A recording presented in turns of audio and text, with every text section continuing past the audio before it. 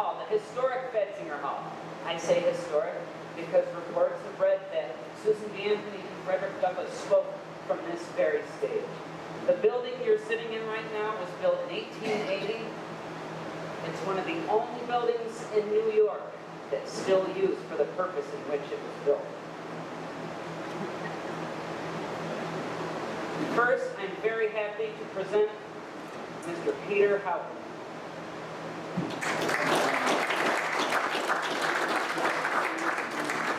Welcome. Thanks for coming tonight. I am a member of the Board of Trustees of the Waterloo Library and Historical Society. It's my privilege tonight, on behalf of the Society, to present the Henry C. Wells Award. This award is named after the Waterloo druggist, Henry Wells, who in 1866, in the spirit of dedication and community pride, played a major role to initiate and organize the first community-wide Memorial Day observance in the entire country, right here in the village of Waterloo, New York. This award recognizes a resident of Waterloo who, through their efforts and time, has made Waterloo a better place to live, work, worship, and enjoy.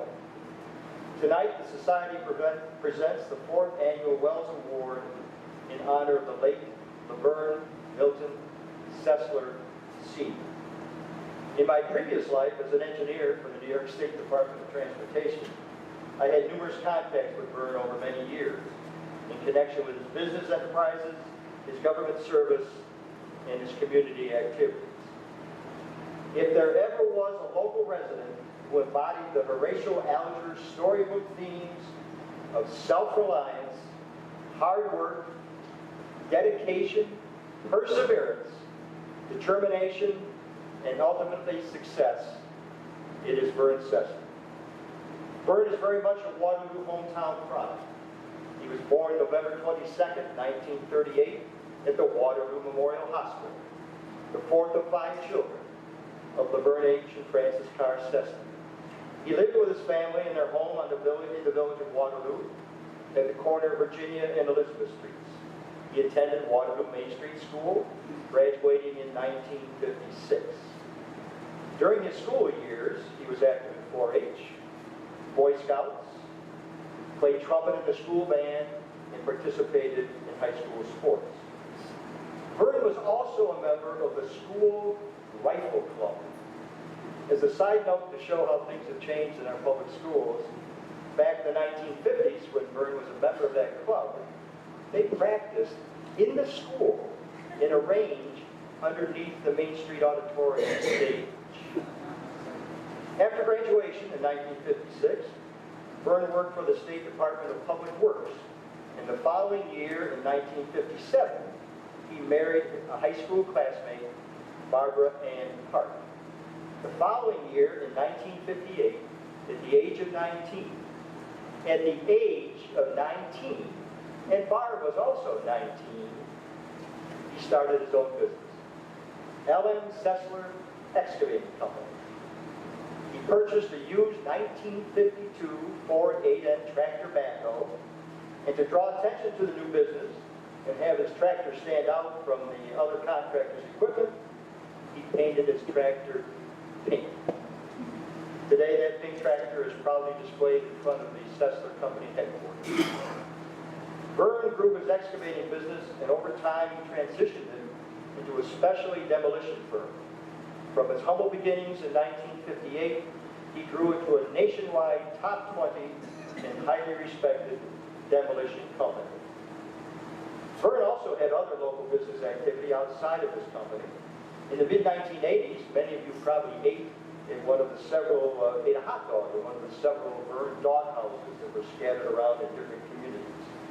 In 1988, he renovated and opened the Thruway Exit 42 truck stop in Ontario County. He later was involved with the development of the Petrol Service Center at Exit 41 of the Thruway, and of course the Lowe's store up in Border City. In the year 2000, in memory of his wife Barb, he and his family refurbished the Windmill building on Routes 5 and 20 and created the Barbara Park Sessler Visitor Information Center. One of his most visible building projects was in 1990, right in the heart of the village of Waterloo. While sitting at the post office intersection traffic light one day, he looked at 3 dilapidated business buildings on the north side of Main Street. He remarked to Barb that within a couple of years, the village of Waterloo would probably be contacting his firm to come in and take those buildings down because of they were so badly deteriorated.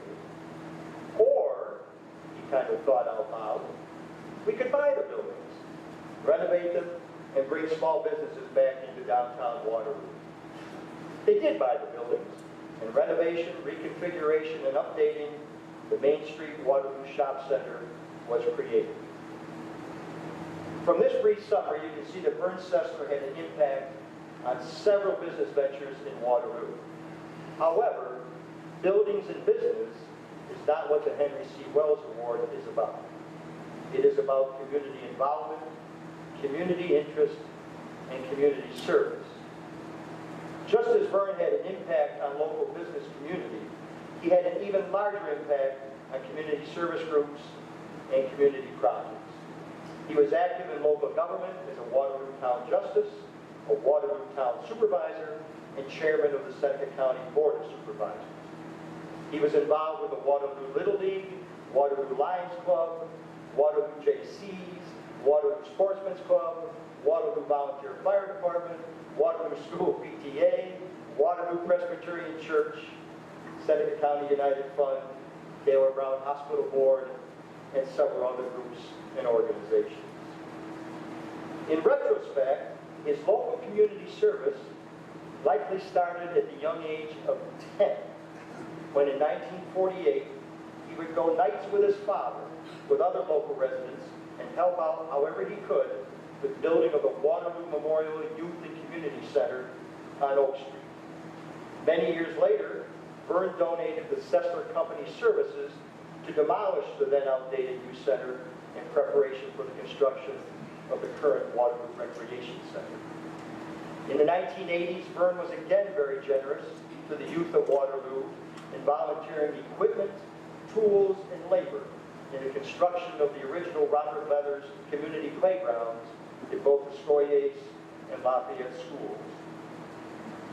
Vern always had an interest in preserving the history of the community. That interest was evidenced in 1988 when he restored the original Waterloo Fire Department 1948 American LaFrance fire truck. He remembered riding around in this truck as a child, so he searched for it, and he found it in Walton, New York, hauled it back to Waterloo, and had it restored. Today, that fire engine continues to be a featured vehicle in Waterloo parades and celebrations. And in fact, it's parked right outside the library tonight. You can see it on your way out.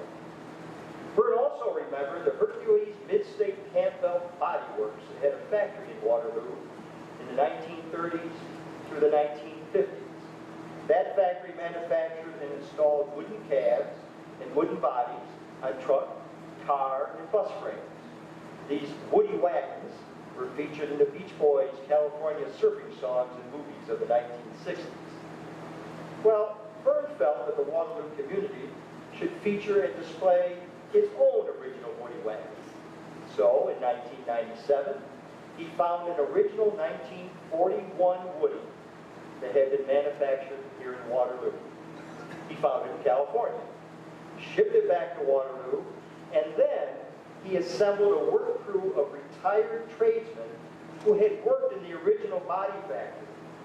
Vern then sponsored and coordinated the meticulous restoration of that vehicle at his company's headquarters.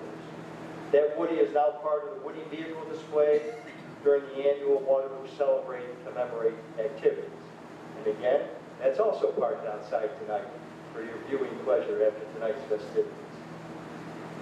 Vern's last large community undertaking was a book. He had always admired the effort that John Becker put forth in the 1940s to research, record, and publish the history of Waterloo from its 1790s beginnings through 1948. Around the year 2000, Vern recognized that Waterloo had another 50-plus years of activity and history since that Becker book publication. And he felt that that history also should be recorded for future generations. He assembled a staff, sponsored and guided the writing and contributed information to the nearly 600-page book titled The History of Waterloo, New York, 1948 to 2002. Vern died on April 16, 2005, before the book was published. But as stated in the book dedication, it was through his efforts and guidance that the book became a reality. Those of you that knew Vern knew that he was had a solid can-do attitude about every task and every project that he undertook. He was the epitome of a blue-collar, no-nonsense, roll up your sleeves, get your hands dirty, let's get to work kind of guy. But he struggled for much of his life with serious medical conditions. Polio at a young age, kidney disease, heart disease, diabetes, Guillain-Barré syndrome. But despite these health issues, he maintained his positive life attitude, his love of family, his dedication to his business, and his support of the Waterloo community. That support of the Waterloo community has continued by the Sessler family into current times, years since Vern's death. The Sessler company does only about 2 to 3% of their construction project work each year here in the Seneca County area. But over 90% of that company's charitable contributions and donations go to local Seneca County groups and organizations. Vern's lifetime of caring for his hometown continues on as a legacy through his family. The Wells Award recognizes individuals who have the commitment, dedication, and desire to give of themselves for the benefit of the Waterloo area. It is with great pleasure that the Waterloo Library and Historical Society posthumously bestows its 4th annual Henry C. Wells Award to a native son of Waterloo, Mr. LaVerne Milton Sessler, Sr. Accepting the award on behalf of his father and representing the entire Sessler family, may I introduce Vern's son, LaVerne M. Sessler, Jr.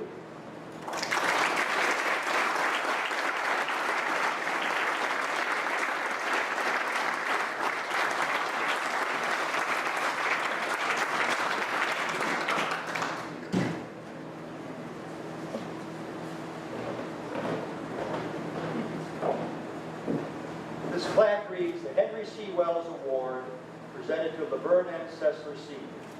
This award is bestowed upon that citizen of Waterloo, New York, who embodies the character and commitment of the founder of Memorial Day, Henry C. Wells, for the betterment of our community. From the Waterloo Library and Historical Society, 2012.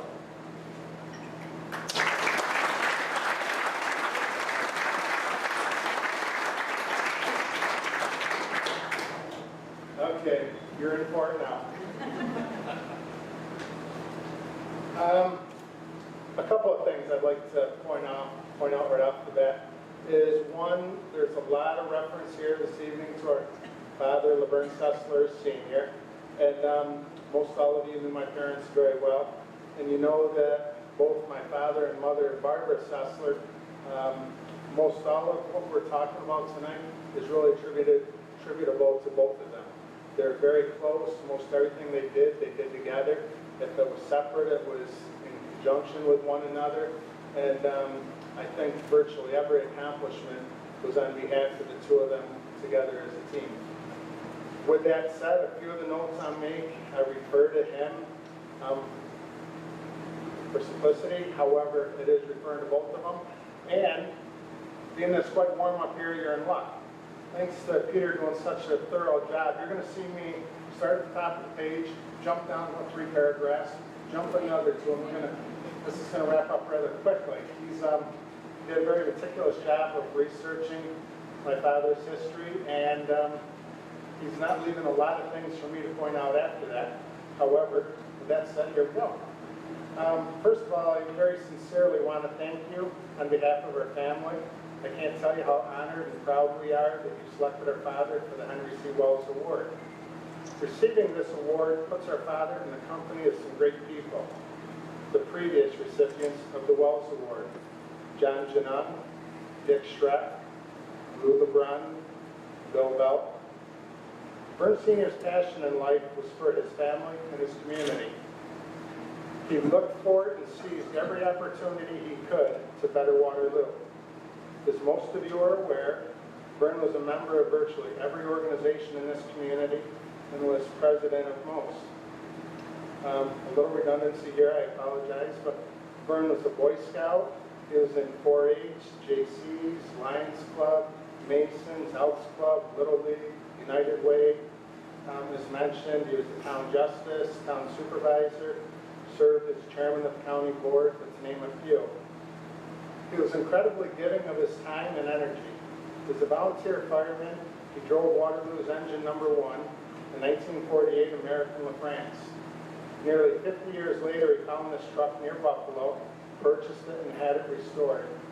And when we asked him why, he just said because it belongs in Waterloo.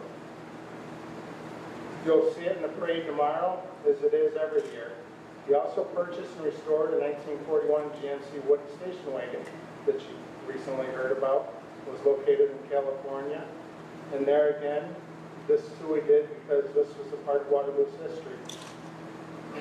In the mid-90s, he purchased and restored the 4 buildings in Waterloo to revitalize to keep pride in downtown Waterloo. In 2002, out of concern that Waterloo's history may be forgotten or even lost, he undertook the task of documenting the history of Waterloo from 1948 to 2002. That book had a considerable staff, and it took 4 years to compile and complete. It was published in 2006. Now, our dad truly believed in the preservation and restoration of Waterloo.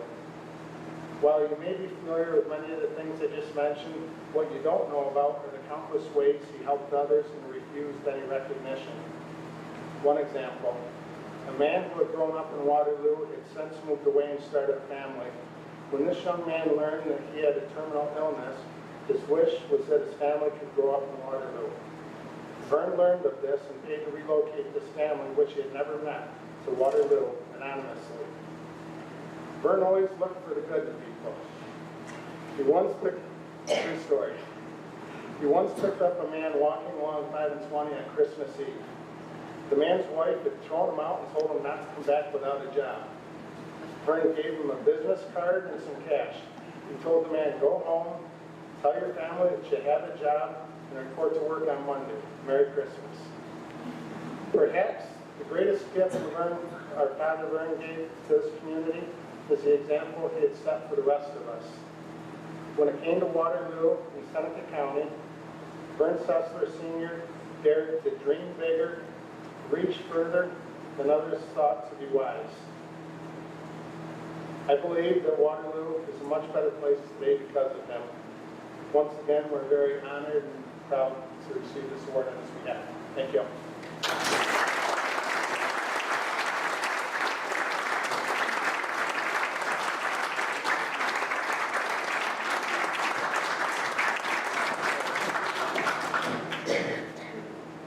It is an honor for me to introduce our New York State Senator, Mike Nozzolio. Senator Nozzolio works tirelessly on behalf of the entire Finger Lakes community, and many aspects of our lives in Waterloo have benefited from his leadership. Throughout his service in the State Senate, Senator Nozzolio has been a tremendous supporter of the Waterloo Library and Historical Society, and our mission to preserve the heritage of our area and help individuals explore the rich history of Waterloo. In addition to fighting for increased state support for libraries and museums throughout our region, he has been instrumental in securing grants to help with the restoration of our historic library building, as well as other historic restoration projects in our village. Whether it is advocating for public libraries, supporting our nation's brave veterans, promoting new job development, or helping local fire departments and police forces, Senator Nozzolio is always fighting for the things that are important to the people he represents. We are honored to be represented by such an outstanding public servant. It is my pleasure to introduce Senator Mike Nozzolio.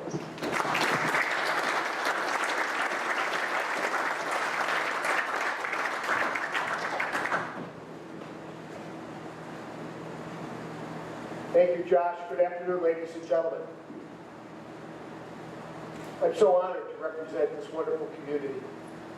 Each day this week, I told whoever would listen about the nationally recognized Birthplace Memorial Day right here. And those who would listen to me about that, I said, this is the nationally recognized home of Tom Coughlin. Peter, what a wonderful job in describing a great American. And in those comments that you put forward and the additional remarks made by Vern, I think were so well stated, and I can't add to them. I would like to though multiply a few of the words that Vern mentioned about his mom and Vern's spouse and partner, Barb. That together they were an unstoppable combination. A combination that, as Vern was hard driving, focused on goals, ran a very successful business, was involved in politics and government, and never shied away from a tough fight or a tough decision. His lovely wife, who I had the honor of knowing for many years, a lady that had tremendous class, beautiful grace, a wonderful way about her, extremely diplomatic, one that made you feel at home and comfortable in a matter of seconds. What a great team. And I know of all those accomplishments that Pete so well chronicled about Vern, and the businesses he created, the successes he established, his commitment to Waterloo, the place where he loved. I'd say that both he and Barb would agree that their most significant accomplishment was bringing into this world three wonderful people in Jane, Vern, and Craig.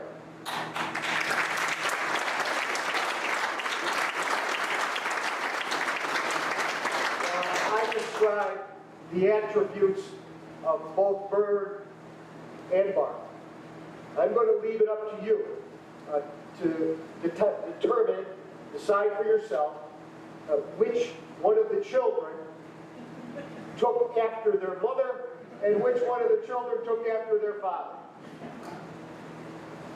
But I can say that the combination was a great American success story. A success story that is part of the fabric that makes this nation stand apart from other nations.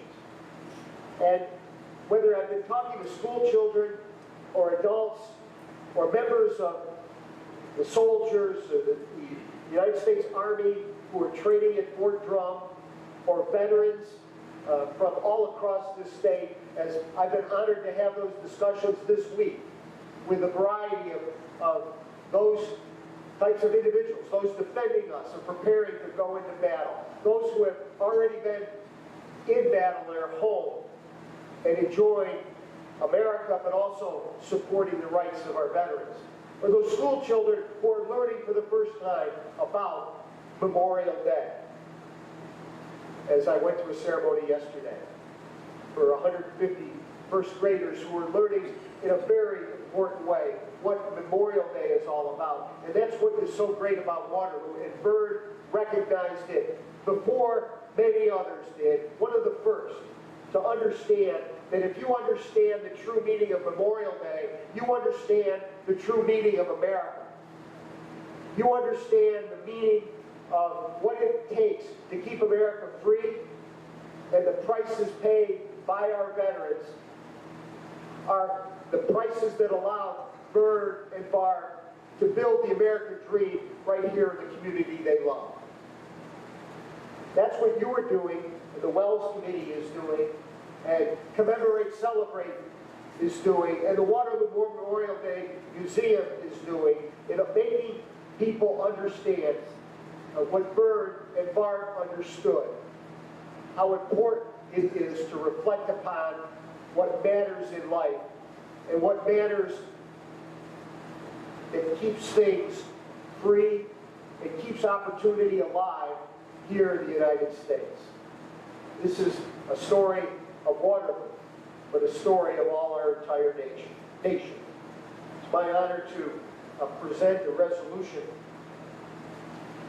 to the Sessler family from the New York State Senate, thanking them, thanking their dad for service well done. I congratulate the Wells Committee for making a very important and very appropriate nomination and award.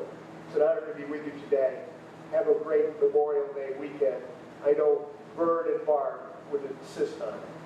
Thank you very much.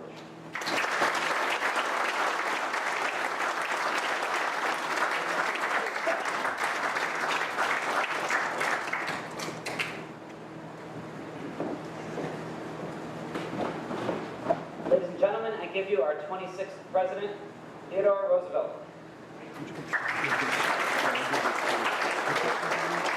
Delighted to be here tonight. If I may offer just a brief word of encouragement to the senator out there, I too started as a New York State Assemblyman. If I may say so, if you rather than seek success, but seek to deserve success, then even a young man as yourself has a far good future in front of him. I am delighted to be here tonight to share this evening with you. I have been asked by the leaders of your community who are putting this celebration on if I can refrain from giving a political speech tonight. This is the campaign season, and I and Mr. Taft are in the fight for the Republican nomination, so it is very hard not to give a political speech, but in honor to make this moment, this evening, a memorable one, I shall try to keep my remarks to the point and short. It has always been one of my deepest feelings that the strength of Americans is that strength of the individual that we have, that each man is responsible for his life, for his family, for his God, and for his country. And that within each man, we have this, as Americans, this ability to make a difference as the individual. As a young man, I went west to the Dakotas. I was determined to see if I could not show those traits, and if I did not have them, to earn them. Something that would say that I, as an individual man, could stand up to the challenges of the world, that I could endure, that I could grow from it. I wanted to see what I could do without the help of someone else or relying on someone else. And indeed, in the Dakotas, I did battle with outlaws. I did battle with Indians. I did battle with grizzly bears, with cattle stampedes. I did battle with bullies in the towns, and even financial ruin. In all these things, I tried to stand up and be counted as an individual, and I did so. I think I am better for it. But for all that I gained personally, I also came to realize something that is a truism in this country, that no matter how strong of an individual you are a part of a community, that there is a sense of belonging when you're in America, wherever you're at, and that when you go to some place you may have never been before, you are a part of community. You are part of what makes that community stronger. The man that we most respect and that we honor is the man who is riding alongside of us in a cattle stampede. Or perhaps he's the neighbor that shows up with a hammer and a saw when you're trying to build something on your property. Better yet, when times are tough, he's the man who shows up all of a sudden and simply says, "What can I do to help?" It is the same here in Waterloo. Do you want to make this place better for not only yourself, but your children and those who are to come to live here? Well, then if you are, what are you willing to do to achieve that goal? Every citizen in this community has some asset, some talent that they can contribute to the community. Now, maybe your asset or talent or strength would not enable you to build such a wonderful, marvelous building as we're in right now. Maybe it would not even allow you to be an effective dog catcher in Waterloo. But there is something that you have within you, some strength of character that will allow you to contribute to the betterment of your community. All it takes is action. So get action. Get up and do something. Don't sit there and wait to be asked. Look around. See what needs to be doing. Then volunteer the best you can to help in that endeavor. Certainly, Mr. Sessler, and those who have been honored in previous ceremonies here have done that. And if they have done it, you can too. You don't have to be wealthy in gold. You have to be wealthy in character. You have to be willing to give without being asked. And if you are, if you can, there is no reason that you cannot, then you will indeed make Waterloo not only a better place to live in, but a community to be proud of, not only amongst yourselves, but by your fellow New Yorkers, your fellow Americans. With that, I thank you very much for having me here again. The best of luck to everyone, and congratulations again to Mr. Sessler II.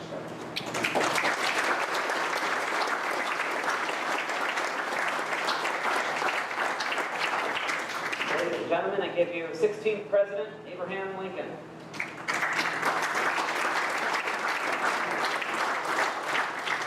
Thank you very kindly.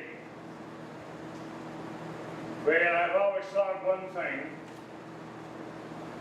about the future, and that is the best thing about it is it only happens one day at a time. But it seems, at least in my perception, that it's happened a few more days than I was prepared for. But it's nice to meet a future president, future senator. Nonetheless, as I think about this celebration which you have conceived and the many who have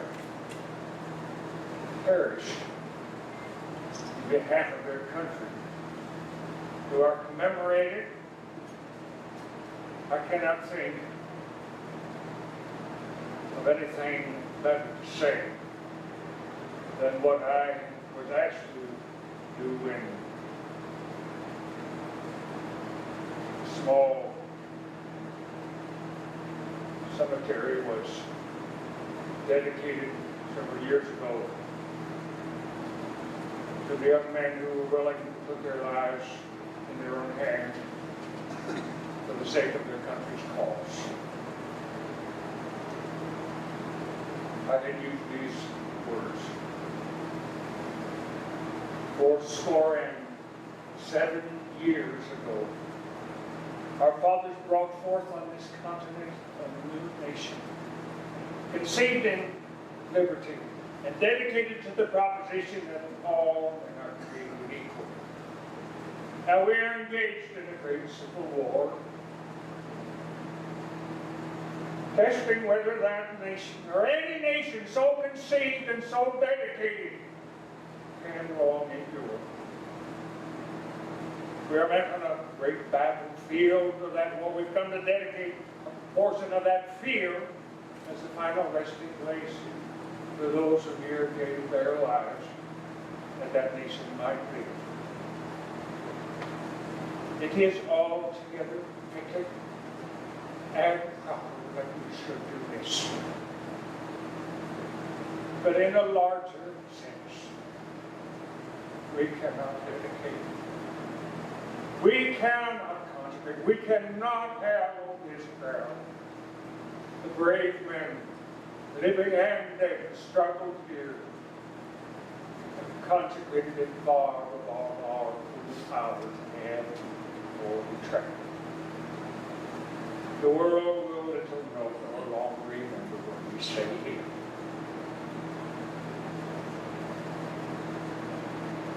But it can never forget what they did here. It is for us, the living rather to be dedicated here to the unfinished work which they who fought here and thus far so nobly accomplished. It is rather for us to be here dedicated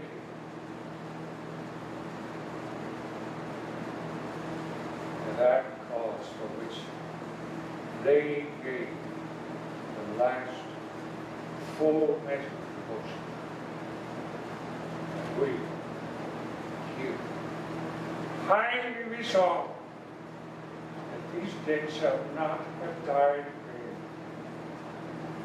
that this nation, under God, shall have a new birth for them, and the government of the people, by the people, the people shall not perish.